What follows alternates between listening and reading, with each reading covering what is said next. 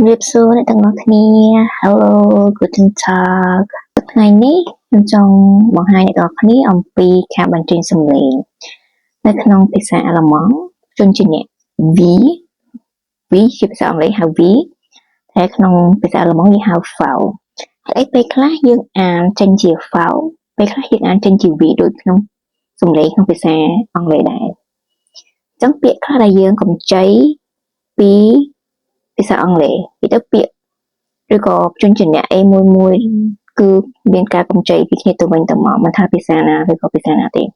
ចឹងក្នុងភាសាអាល្លឺម៉ង់ក៏មានពាក្យខ្លះកម្ចីពីអង់គ្លេសឬក៏កម្ចីពី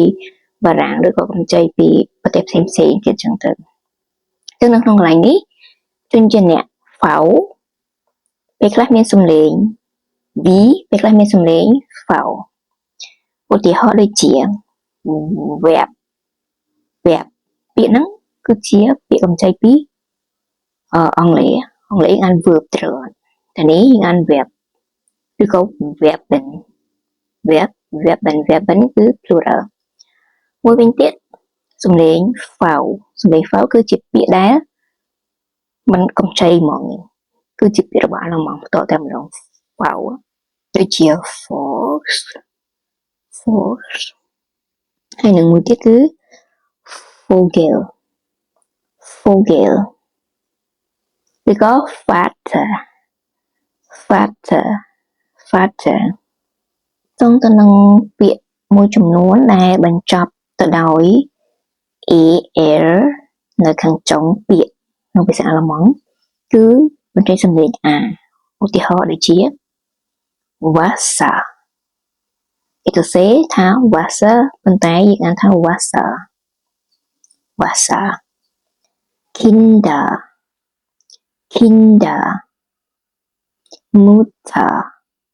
Mutter Vater ចឹងចុងកន្ទុយគឺ a ហើយនឹងមានសំឡេងការអានមួយទៀតដែលមានសំឡេង ch នៅខាងចុងពាក្យ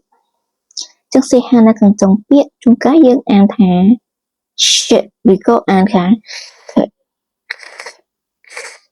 គឺចឹងពាក្យដែលអានថាអត់មាន sh ពាក្យអានថានៅក្អមមកខាងលើគឺដោយសារតែ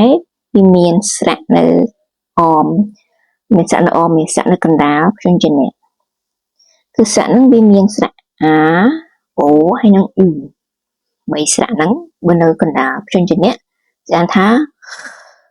សំឡេងវាឧទាហរណ៍ដូចជា loch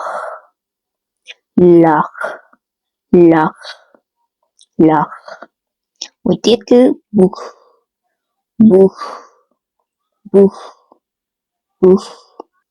Machen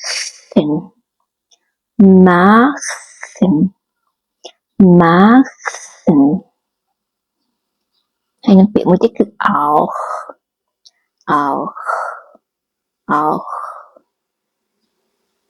ចឹងសំឡេង ch នៅខាងចុងគឺទាំងអស់តែម្ដងចឹងតែពាក្យដូចជា ich គឺនិយាយថា ich អានថា ich